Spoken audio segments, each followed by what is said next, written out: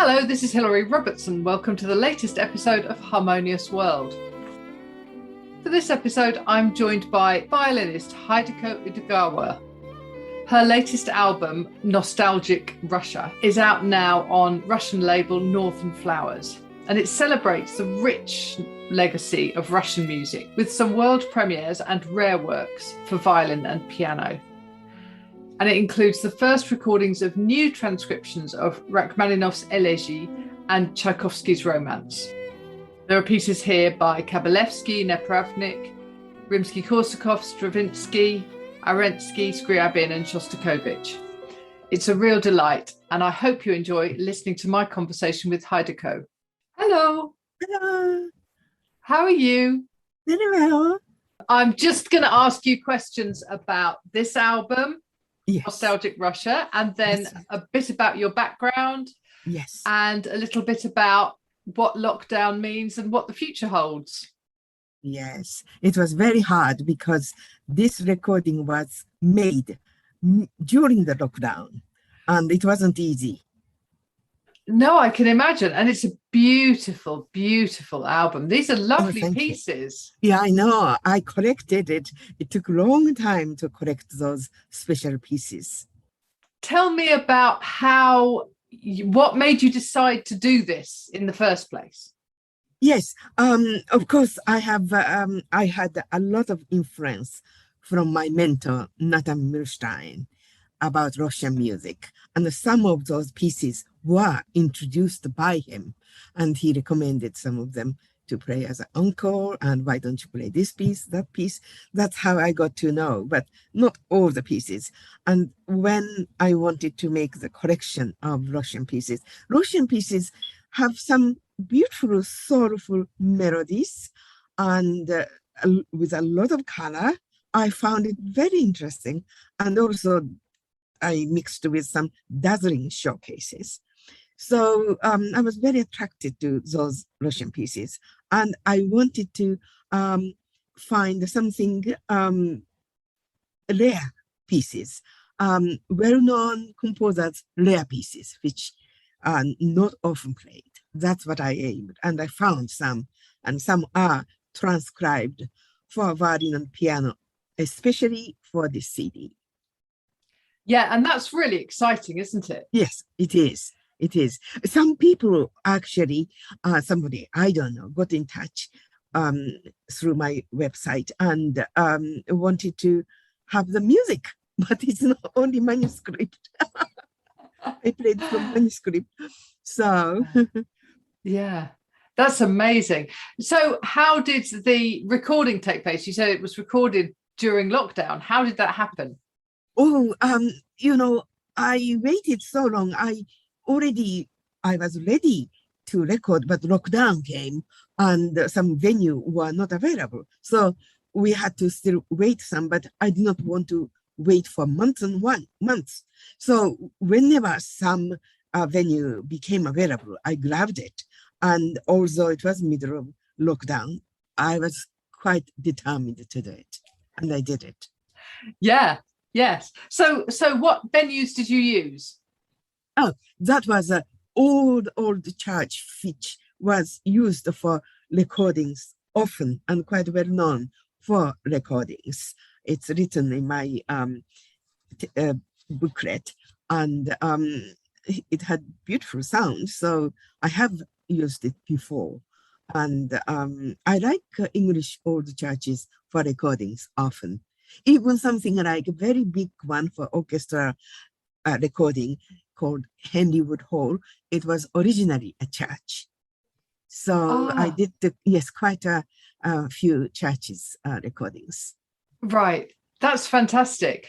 There's something, isn't there, about the acoustics within old churches? Yes, I like it very much. Yes. Yeah, very good. So can you tell because it's possible that some of my listeners have never heard your playing before, never seen you perform live. Tell me a bit about your background. Yes, of course, I always wanted to be, from a little girl, wanted to be a professional violinist, concert violinist. And especially after I came to London, I was lucky enough to meet Milstein. Actually, I approached him after his concert, and I went to backstage, and I couldn't ask him to give me lessons. I just asked him, could you possibly listen to me once? And he said yes, and comes on date with a violin, and he gave me his private telephone number. So I rang up and I went to play to him, gathering all my repertoire. And after I played, he said, if you like, I can give you lessons. That was the start of 10 years association. Wow, So, that's amazing. Yes, he encouraged me to do. I did not have so high goal to start with, but he really pushed me up. Encouraged me, and you must do this, you must do that. Even so difficult pieces, he wanted me to challenge. And when I say, well, I'm not sure I can play that one so well or not, then he says, I can make you play well. So I had to do it. And the lessons were very demanding. But he spent quite a few hours every time. So just bringing one concerto or one piece wasn't enough. So I had to work so hard for that, which was good for me. But I learned so much when you're so young, in your 20s, and having such a strong personality, great musician, close to me, was really experienced and gave me so much influence. And that made me as a musician. Without him, I wouldn't be a musician. Wow, So that's amazing. This CD reflects that. It is, what I learned from him, and memory I have with him came out in this CD. And that is heart of my new album. Yes. Yes. And the pieces really do allow the violin to sing, don't they? Yes, that's right. That's very, very important. And Milstein used to say, affection is very important. You have to play with affection. He used to say that. That I always try to remember when I did debut recital at the Queen Elizabeth Hall. He couldn't come. It was the very first big concert in London. It was very important, but he was in Europe, in Germany, and couldn't come. But it was so touching that he sent me a telegram that time and saying, pray well affectionately. That's all he said in the telegram. And that was so moving for me. And I never forgot that. So every time before I give performances or I do recordings, I always remember what he said. Affection is so important to grab audience heart. Yeah. And that's the joy, of course, of performing live in front of a real live audience, isn't it? That's right. Yes. So those things I learned a lot from him. Yeah, very good. So you had to learn all these pieces, and then you had to record them, and then there was the post-recording processes that went through. Yes. Until recording is preparation is the hardest part. After that, everything's easy. Yes. Of course. Yes. Was it difficult to accept that the pieces, as you performed them, that was the definitive version that you wanted to go on the record, or were there those feelings that, oh, perhaps I should do it again? I mean, they're beautiful recordings, but I know that as a performer, sometimes you see and you hear the things that you could perhaps do better next time. Was that a difficult thing to actually accept? No, actually, when I prepare I do the preparation and rehearsals with pianist. I always record all rehearsals and to see how it sounds like. And until I get satisfied with those, I wouldn't go to recording studio. Oh, that's So, very good. yes, so I prepare everything recording so that I can listen to them objectively. So by the time I go to recording studio, I am ready Very good. to do my best. Yeah, Yes, fantastic. Oh, yes, that's yes, brilliant. yes. Another thing I wanted to mention is that I always tried to find a great pieces which are not recorded, which I succeeded. For example, when I made a Khachaturian disc with Boris Berezovsky, I found out with surprise that Khachaturian sonata, nobody made a recording of Khachaturian sonata before. So it was first recording, world premiere recording. I was very surprised to get to know that. And I knew filmmaker at that time. Actually, it was in New York. It was recorded in New York. And filmmaker just made a Khachaturian film that time. And I was introduced to him. So I said, I'm just preparing to make whole disc of Khachaturian. And then he said, I can introduce you to Khachaturian's grandson, which he did. That was such a memorable experience. And Khachaturian's grandson was delighted to hear that I was collecting all his works for violin and piano and making CD to all devote to his works. And then he offered that actually there's one piece never been published, and he kept it as a, handwritten, handwritten music score. He kept it, not published. He liked me to have it, and I add that piece in the program. So that is the only piece because it never been published. So that was a unique experience. So I played from handwritten, score. And Wow. yes, so I was so grateful to meet somebody like that, grandson, and to receive a copy of a manuscript directly from grandson and to play for the recording was quite an experience for me. That's amazing, isn't Yes, it? yes, I was so moved to meet somebody like that. Yes, Yeah. and of course, Sonata was the first recording. So, Yes. and also I found Grinka Sonata was also the first recording I recorded a few years ago.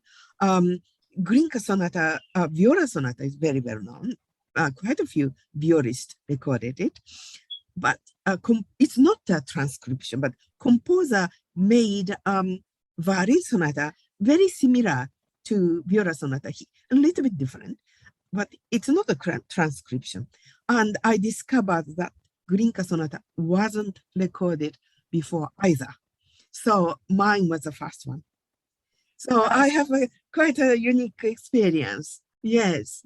That's amazing, isn't it? Yes. That's When really you stunning. try those things, it happened, those things. Yeah. So I was lucky to grab those works and to get to know those works. Yes, and to study them to the extent that you did so that you could then give that first recording. Right. Yes. And now that exists and will exist forever. Yes, as the first one. That's amazing. Yes.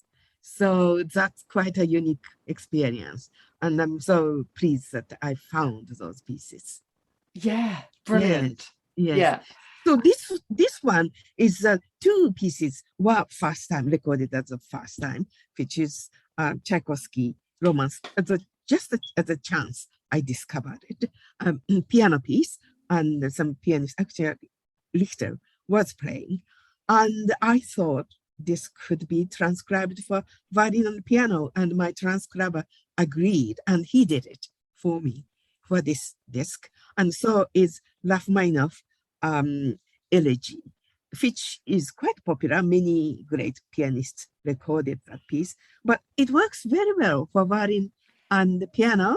It does, yes. And the melodic part. Yes, yes. So those two pieces, I'm quite proud that, I discovered those.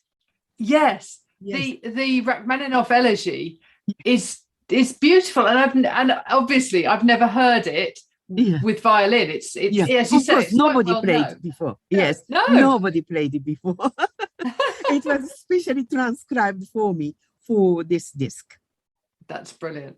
Yes. So what do you think is the connection for you with Russian music? What do you think it is? Yes, well, I am very attracted to Russian music, and also many Russian musicians, and so many great Russian violinists. So I'm so attracted to Russian music and Russian musicians and Russian violinists. And because I associated with Milstein so long, so his influence is in me. So I feel special, very special towards Russian music, Russian musicians. So that's how those, that's why I concentrated and I made many Russian discs, not only violin and piano, but with orchestras. So I was glad that I could discover those pieces, and I have some strong tie with Russian music. Yes. Yeah, obviously. It's beautiful. Yes. So when can people hear you perform some of these pieces? Well, I did, so many performances, and this disc, as I said, some of those I have played as encore after the recitals. So that's how I knew the pieces. But now I am concentrating on recording those pieces. After a certain age, you think of legacy. And if you think of legacy, recording is the best. That's how I started to think recently. That's why I'm concentrating, discovering special pieces, especially nobody has recorded before, and to put into recording. And after my death, still is there. Very good. And what a legacy. I mean, this is just beautiful. Beautiful stuff. Yeah. Yes. I just did it with all my energy and all my, feeling and affection. Yeah. Yes. That comes everything. Across. Yes. Yes. And that whole thing about emotion, there's definitely emotion, affection, and passion in there, or in every note. That I always aim. I don't want to play with very cool, distant kind of performance. I never want to do that. Brilliant. Fantastic. Well, thank you so much for joining me. It's been brilliant to talk to you. Yeah, thank you so much for having me. Well, I hope you enjoyed listening to that conversation. Hideko's experiences as a violinist are fascinating, and particularly her studies with Nathan Milstein that she talked about with such affection. At the start of this podcast, I played Tchaikovsky's Romance, Opus 5, just a few bars at the start, and now I'm playing the end of Rachmaninoff's Elegy. Both of those were transcribed for this album by Hideko Udagawa. I hope you've enjoyed listening to our conversation, and that you enjoy listening to many other of my episodes on the Harmonious World. Please do share and rate and review wherever you get your podcasts, and I look forward to speaking to you next time.